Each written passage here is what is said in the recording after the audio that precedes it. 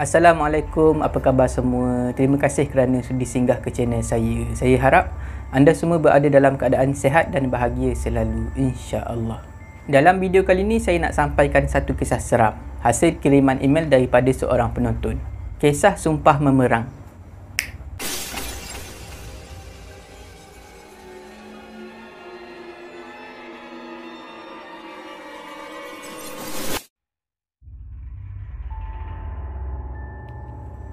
Kisah ni berlaku sekitar tahun 1920-an di sebuah rumah panjang di Sarawak.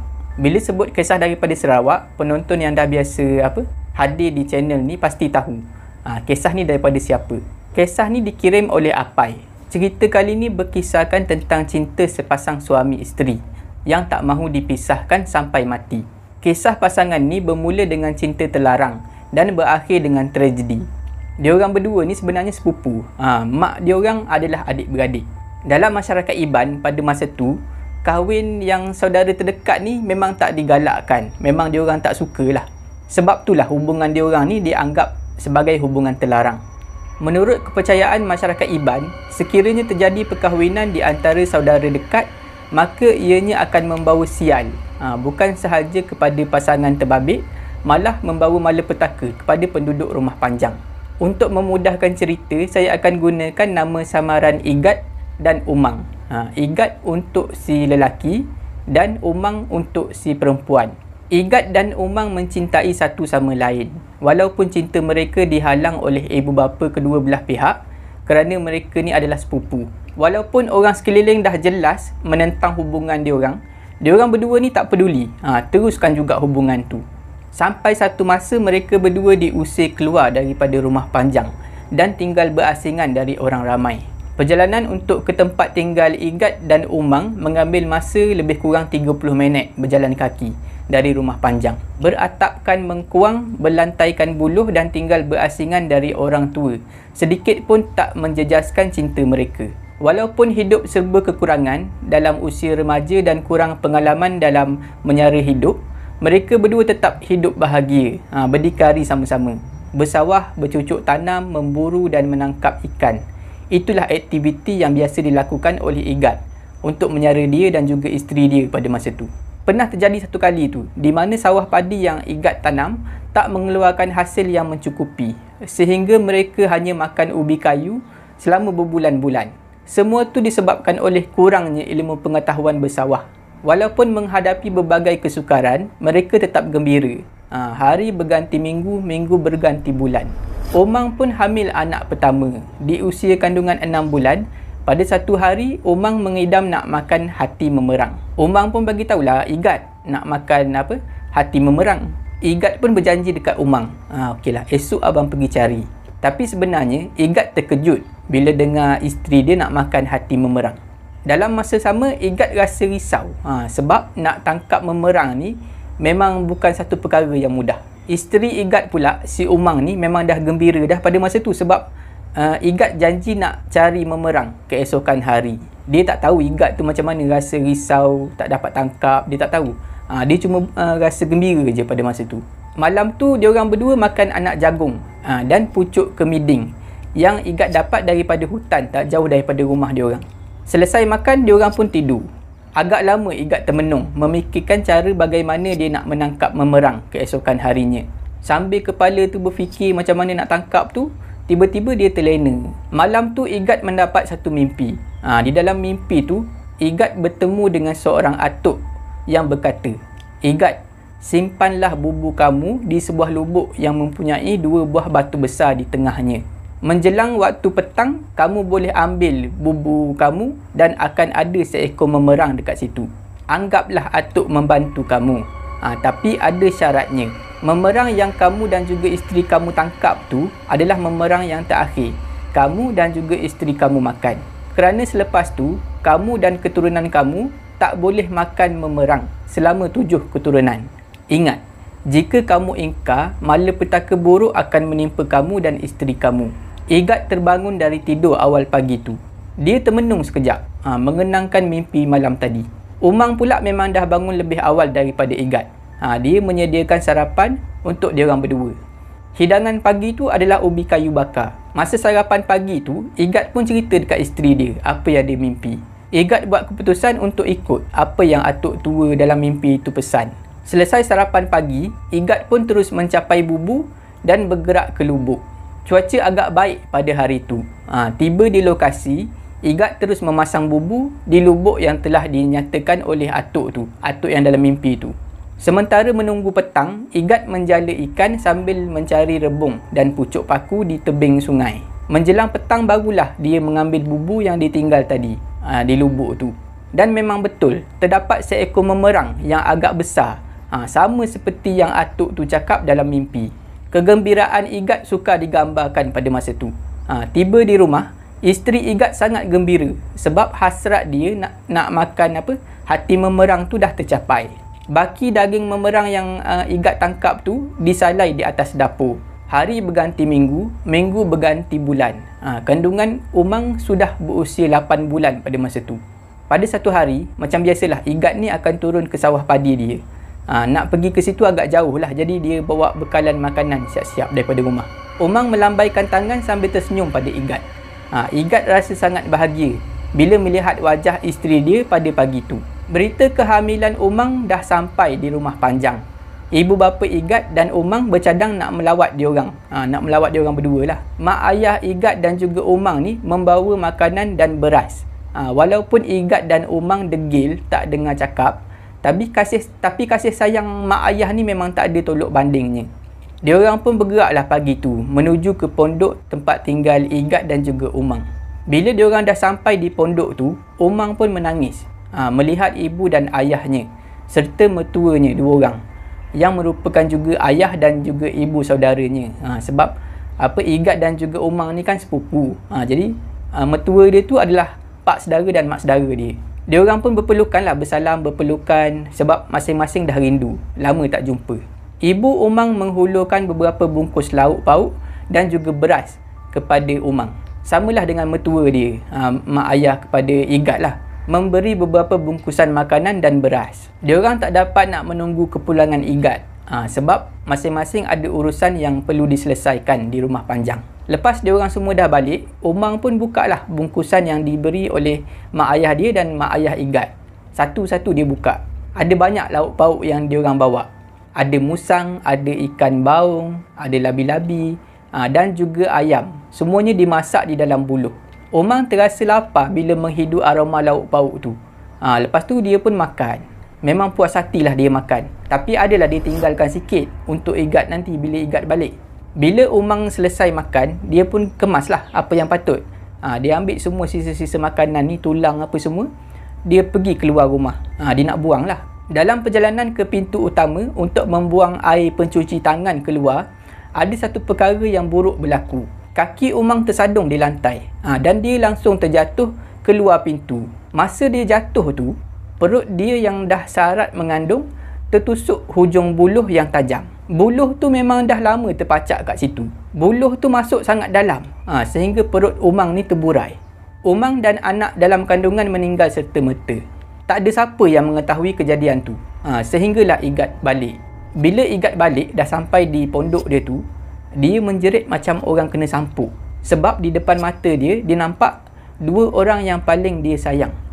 Dah berlumuran dengan darah dan dah tak bernyawa lagi. Jeritan Igat yang sangat kuat pada masa tu menarik perhatian warga rumah Panjang yang bersawah berhampiran pondok diorang.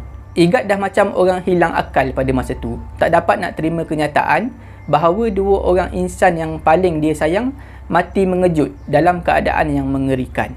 Tak lama lepas tu kecohlah dekat rumah Panjang tu tentang kematian Umang dan juga bayi yang dia kandung. Setelah mayat Umang dibawa ke rumah Panjang, Igat mengemas barang-barang diorang yang masih ada dalam pondok. Masa itulah Igat perasan ada bungkusan daging dalam pondok tu. Bila dia rasa daging tu, dia yakin daging tu adalah daging memerang.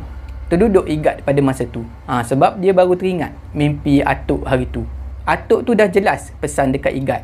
Sepatutnya lepas makan memerang hari tu, dia dan juga Umang jangan makan daging memerang. Dia dah tak boleh makan dah memerang. Dia dan juga 7 keturunan dia. Igat tak boleh nak salahkan sesiapa, mak ayah dia ataupun mertua dia, sebab diorang ni semua ni tak tahu. Tak tahu pasal mimpi Igat tu. Igat masih tak dapat nak menerima kenyataan. Siang dan malam dia menangis sehinggalah Umang dikebumikan. Bila Umang dah dikebumikan, Igat banyak kali pergi dekat kubur isteri dia tu. Tak kira waktu, siang, petang, malam, tengah malam dia akan pergi. Kadang-kadang sampai berhari-hari dia duduk di kubur isteri dia. Tak lama lepas tu, Igat bina satu pondok di tepi kubur isteri dia. Penduduk mula berasa pelik dan kasihan dekat Igat. Mereka anggap bahawa Igat dah tak sioman, dah gila lah. Tapi bila diorang bercakap dengan Igat, tanya Igat, Igat jawab sambil tersenyum. Aku, Umang dan juga anak kita orang tak ke mana-mana, kita orang ada je dekat sini. Memang orang ramai pelik lah tengok kelakuan Igat dan juga apa yang dia selalu cakap. Yang bertambah pelik, semenjak kematian isteri dia, Igat tak pernah makan di rumah. Walaupun badan dia dah nampak susut dan nampak makin kurus, tapi dia nampak bertenaga. Pada satu petang, ada seorang penduduk Rumah Panjang. Masa tu dia berjalan kaki nak balik ke rumah. Dia daripada sawah padi pada masa tu. Masa tu dia lalu dekat dengan kubur Umang ni. Dan di sebelah kubur Umang tu ada pondok Igat. Masa dia lalu dekat dengan pondok Igat tu, tiba-tiba dia ternampak ada satu senduk kayu jatuh daripada tingkap rumah Igat tu, pondok Igat tu. Tiba-tiba dia ternampak ada satu tangan yang sangat panjang, berulat dan berbau sangat busuk, seperti bau bangkai, terjuntai panjang dari arah atas pondok mengambil senduk yang jatuh tu. Penduduk Rumah Panjang yang lalu dekat situ adalah seorang perempuan. Bila dah nampak tangan yang panjang tu, perempuan ni menjerit ketakutan. Dia pun berlari meninggalkan pondok tu. Tapi baru beberapa langkah saja dia berlari, tiba-tiba di hadapan dia tercegat berdiri satu kelibat makhluk berambut panjang, muka berulat dengan rahang hampir tertanggal. Lidah benda tu terjelir sampai paras dada. Perut makhluk tu terburai. Keseluruhan badan makhluk tersebut berulat dan berbau sangat busuk. Makhluk tu menggendong seorang bayi yang dah reput dan kepala bayi tersebut dah tertanggal daripada badan. Perempuan tu kenal kain tenunan yang ada di badan makhluk tu. Kain tu adalah kain yang dipakai oleh Umang ketika dia dikebumikan lebih sebulan yang lalu. Melihat keadaan makhluk tersebut, perempuan dari Rumah Panjang tu pun pengsan serta-merta dekat situ. Sebaik terjaga membuka mata, dia dah berada di Rumah Panjang. Ada beberapa orang penduduk yang juga dalam perjalanan balik dari sawah padi, jumpa dia pengsan berdekatan dengan kubur Umang. Sebaik sedar daripada pengsan, dia pun terus ceritakan apa yang dah berlaku kepada dia. Mendengar cerita daripada perempuan tu, tuai rumah ataupun ketua Rumah Panjang mengumpulkan beberapa orang penduduk untuk menghalau makhluk tersebut dari kawasan diorang. Kebetulan tuai rumah ataupun ketua Rumah Panjang tu adalah seorang dukun. Dia berpesan kepada penduduk yang ikut dia ke tanah perkuburan Umang untuk selitkan beberapa batang bulu landak di parang masing-masing. Sebab dia orang percaya hantu jelmaan perempuan mati beranak ni takut bulu landak dan takut nak dekat dengan dia bila ada bulu landak tu. Setelah menyiapkan diri, tuai rumah serta beberapa orang langsung menuju ke arah perkuburan Umang. Di sepanjang perjalanan, dia orang diganggu oleh makhluk tu. Bunyi tangisan, bunyi mengilai dan bau bangkai mengiringi perjalanan diorang. Bunyi-bunyi tu kadang-kadang di depan diorang, kadang-kadang kedengaran daripada belakang dan kadang-kadang daripada arah atas kepala. Untuk memudahkan kerja, tuai rumah tu, ketua Rumah Panjang tu, dia membaca mentera untuk membuka hijab lah, membuka indera kedua anak-anak buah dia supaya dapat melihat kewujudan makhluk tu. Setelah membaca mentera dan kesemua dapat melihat makhluk tu, tiba-tiba ada yang pengsan. Dan ada juga yang berpatah balik, tak sanggup berhadapan dengan makhluk tu. Tapi masih ramai yang berhati kental, meneruskan perjalanan menuju ke kubur Umang. Setibanya di kubur Umang, diorang semua tengok Igat duduk di depan pondok tu, di tepi kubur Umang. Ketua Rumah Panjang mengarahkan beberapa orang penduduk untuk menangkap Igat. Tapi diorang semua tak dapat nak tangkap Igat, sebab Igat mempunyai satu kekuatan yang sangat luar biasa. Tapi pada masa tu memang semua orang dah tahu kekuatan tu bukan kekuatan Igat, tapi kekuatan makhluk halus yang menyerupai Umang, menyerupai arwah isteri Igat.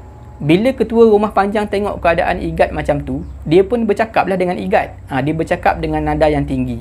Igat, kamu kena sedar. Yang itu bukan isteri kamu. Isteri kamu dan juga anak kamu dah mati. Makhluk ni tak sama dengan kita. Kita manusia. Makhluk ni makhluk alam sebelah. Kita tak boleh hidup sama-sama dengan dia. Igat pun balas apa yang ketua rumah panjang tu cakap. Aku, isteri aku dan juga anak aku tak ganggu korang.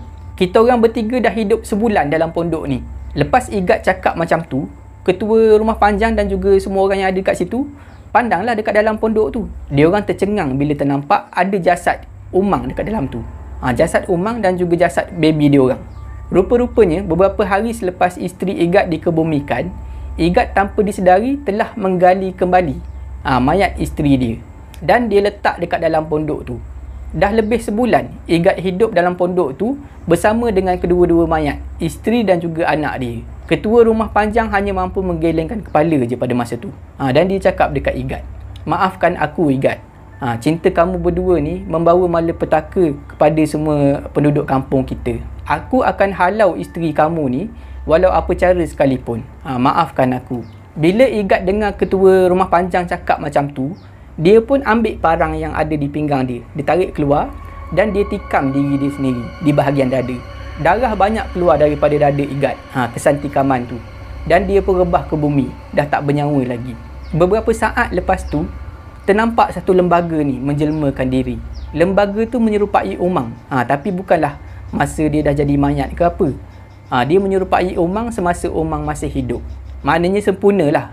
Lembaga yang menyerupai Umang tu tersenyum sambil berkata terima kasih sebelum gaib dari pandangan. Mayat ketiga-tiga orang tu, Igat, Umang, mayat Umang yang ada dalam pondok dan juga anak dia orang, dikuburkan dalam satu kubur yang sama. Bila ketiga-tiga mayat tu dah selamat dikebumikan, dah tak ada apa-apa gangguan lagi di kawasan tu. Tapi masih ada beberapa orang penduduk rumah panjang tu yang mendakwa ternampak kelibat 3 orang anak beranak ni berdiri di sebelah kubur dia orang, tersenyum sambil melambaikan tangan. Tapi dia sekadar buat macam tu je lah. Dia tak ada mengganggu lah. Beberapa tahun lepas tu, penduduk rumah panjang tu pun berpindah mencari kawasan penempatan yang baru. Setakat tu sajalah video saya pada kali ini. Saya harap anda semua terhibur. Jika anda suka dengan video ni, jangan lupa like, share dan komen video ni. Jangan lupa subscribe dan tekan butang loceng untuk dapatkan notifikasi video saya yang seterusnya. Bagi anda yang nak berkongsi kisah seram, boleh hantar ke alamat email yang tertera dekat bawah. Janganlah takut kepada makhluk, tetapi takutlah kepada pencipta sekalian makhluk. Semoga kita bertemu lagi di video saya yang seterusnya. InsyaAllah. Assalamualaikum.